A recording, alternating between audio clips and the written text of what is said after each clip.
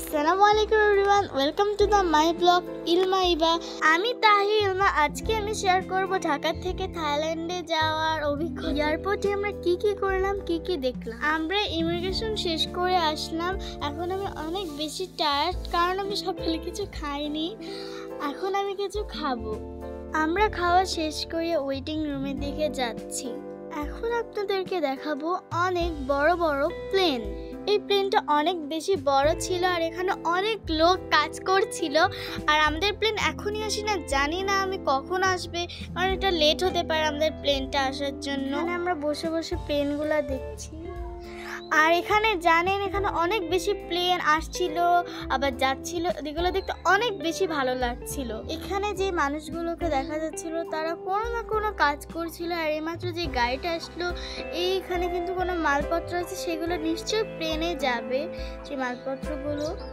আর এখানে আমার অনেক বেশি ভালো লাগছিল। আর এখানে অনেক মানুষ ছিল, আমার দেখতে অনেক ভালো লাগছিল। এই বাসটাতে নিশ্চয়ই কোনো অনেক প্যাসেঞ্জার আছে।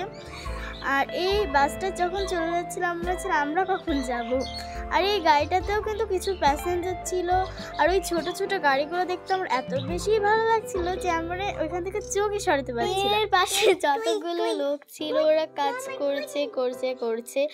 আর এই প্লেনের উপর এত কাজ করছিল। এই প্লেনটা নিশ্চয়ই কিছুক্ষণের ভিতরেই ঢাকা এয়ারপোর্ট থেকে অন্য কোনো এয়ারপোর্টে চলে যাবে। আমাদের প্লেনটা এখনো আসেনি।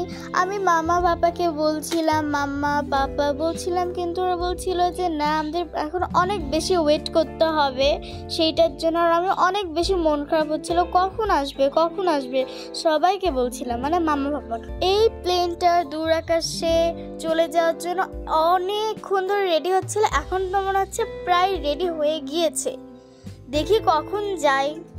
আমার ছোট বোন অপেক্ষা করতে করতে ঘুমিয়ে গিয়েছে। আর এখানে অনেক প্যাসেঞ্জাররা বাসের ভিতর করে যাচ্ছিল। আমি খালি এগুলোই দেখছিলাম। প্লেনটার দিকে আমি, মামা, পাপা সবাই মিলে বসে বসে দেখছিলাম এই প্লেনটা কি। আস্তে আস্তে প্লেনটা পিছনের দিকে যাচ্ছিল। আমি এতদিন জানতাম প্লেনটা সামনের দিকে যায় সবসময়, এখন দেখি পিছনের দিকে যায়। আসলে প্লেনটা ঘোরাচ্ছিল, আমি তো বুঝতেই পারছিলাম না। আবার ওই ছোট ছোট গাড়িগুলো যাচ্ছিল, আমার অনেক বেশি ভালো লাগছিল দেখতে। প্লেনটা কিন্তু অনেক বেশি বড় ছিল। ক্যামেরায় কতটুকু বোঝা যাচ্ছে এটা কিন্তু আমি ঠিক জানি না, কিন্তু রিয়েল লাইফে এটা অনেক বেশি বড় ছিল এই প্লেনটা।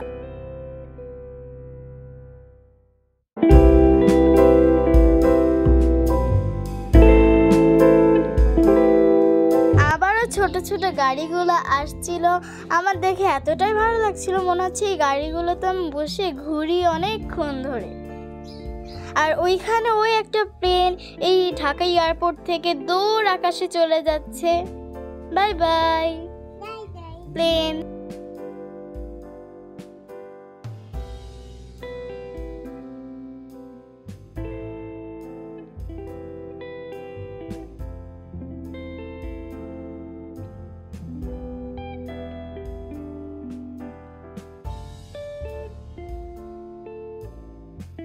অনেক ছোট ছোট গাড়িগুলো যাচ্ছিল।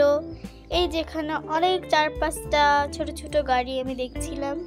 আর এখানে আরো একটা প্লেন দূর আকাশের জন্য চলে যাচ্ছে। আমি দেখছিলাম আমরা কখন যাব, সেটাই ভাবছিলাম। চলে গিয়েছে। আর এই প্লেনটাও কিছুক্ষণ পরে ইনশাআল্লাহ চলে যাবে। আর আমাদের প্লেনটাও আসবে। এখানে অনেক প্লেন ছিল। এই যে এখনই কিন্তু এই প্লেনটা দূর আকাশের জন্য রওনা দেওয়া শুরু করেছে।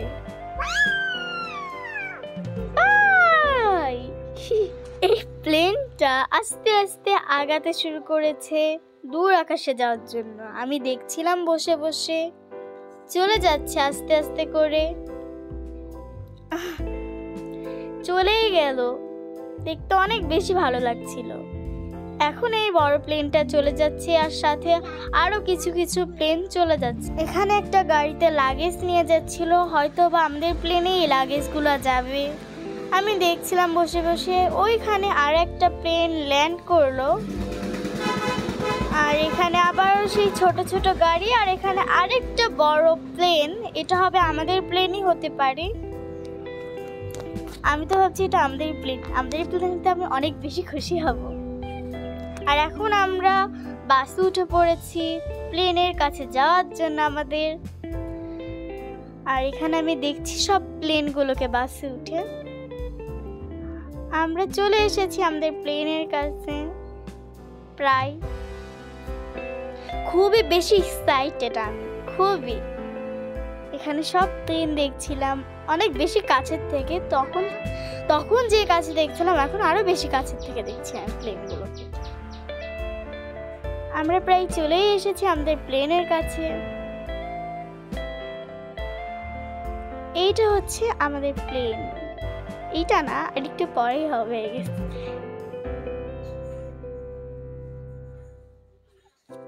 এইটা হলো আমাদের প্লেন।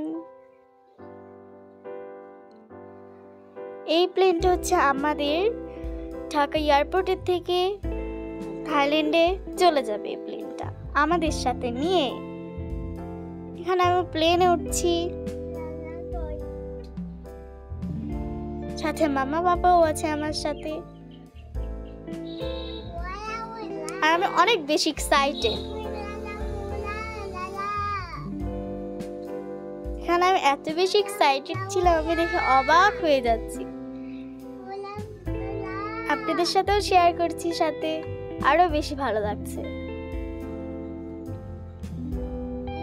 দেখতেই পাচ্ছেন। এখন আমরা প্লেনের ভিতরে যাচ্ছি।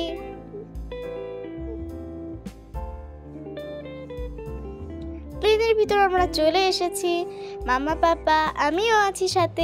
আমরা এখন যার যার সিটে বসে পড়েছি। এখন আমি এতটাই পরিমাণে খুশি ছিলাম যে আমি খালামণিদের সাথে কথা বলছিলাম আর এত এক্সাইটেড ছিলাম। আমার বোন এত এক্সাইটেড, যেটার জন্য আমার বোন ড্যান্স করা শুরু করে দিয়েছে।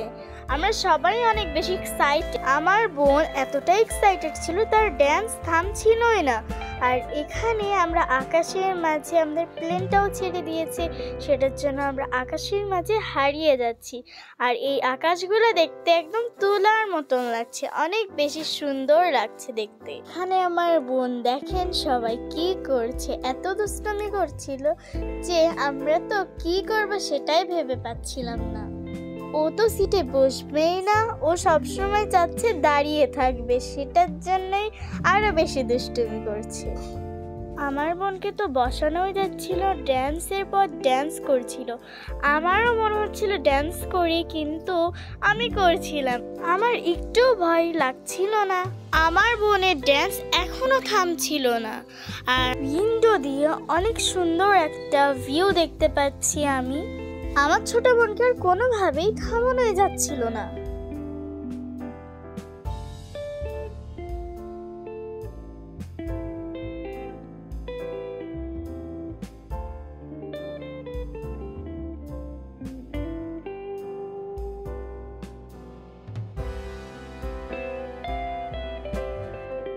এবার ড্যান্স দেখতে দেখতে আমাদের লাঞ্চ চলে এসেছিল।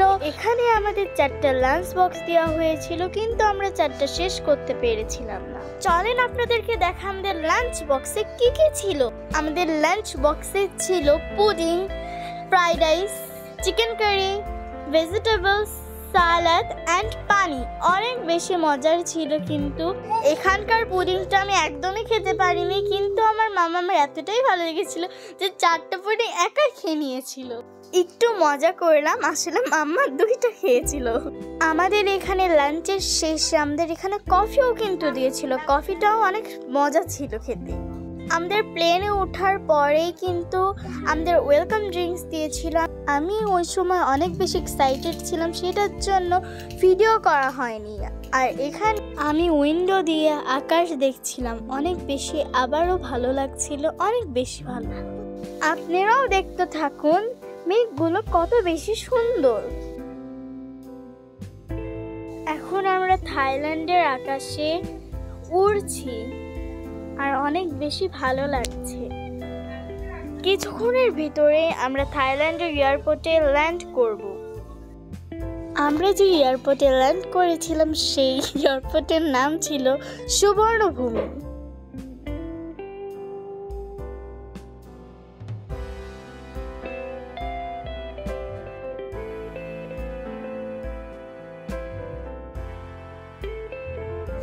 থেকে থাইল্যান্ডের শহরটা অনেক বেশি ছোট মনে হচ্ছিল আর অনেক বেশি সুন্দরও।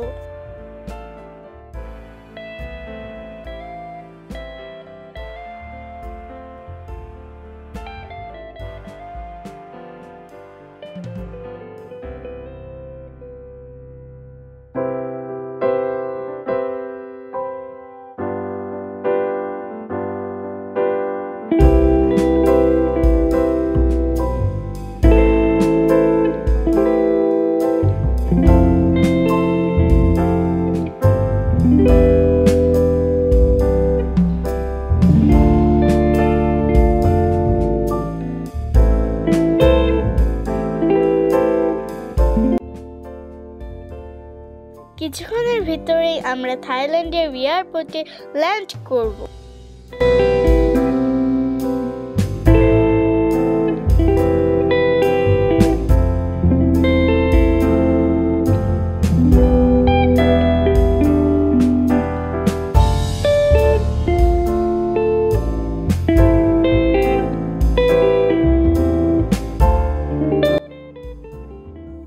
আমরা এয়ারপোর্টে ল্যান্ড করছি।